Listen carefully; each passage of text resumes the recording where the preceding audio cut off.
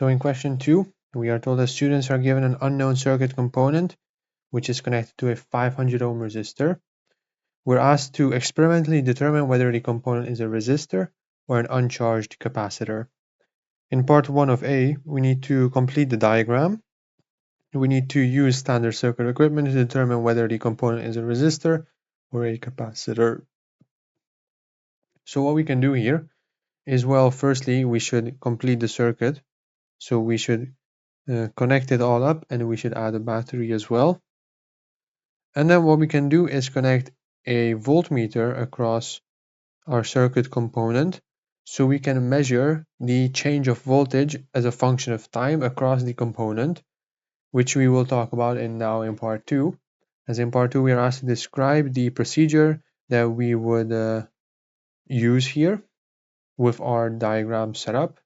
So what we would do is measure the potential difference across our component,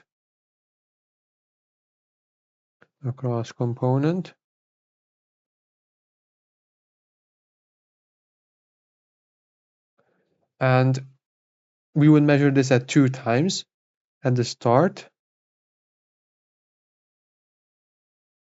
and after a long time. And the reason for this will be shown in part 3, as we are asked what results we would expect if it would be an uncharged capacitor. We need to support our answer in terms of potential difference and charge.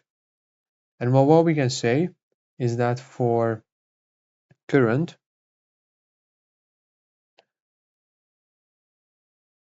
what would happen is that overall, so as at the start, we would have some current, not zero current.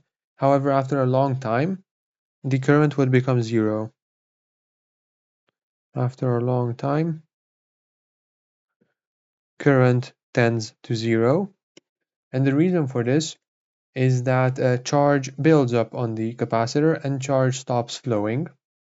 And this can also be seen from the voltage, as again, charge builds up on the capacitor, therefore creating a opposing potential voltage, which will mean that the potential across the component will go from zero. So as time goes on, the potential across our uncharged capacitor goes from zero to some value. So we can just say increases from 0. So the reason for this again is that charge builds up on the two ends of the capacitor plates, which will create a potential difference across our capacitor. And this is why we would want to measure the potential across our component. We would measure at the start, we would measure after the end, and therefore we could deduce whether if it changed, then it's a capacitor. If it doesn't change, then well, it's simply a resistor.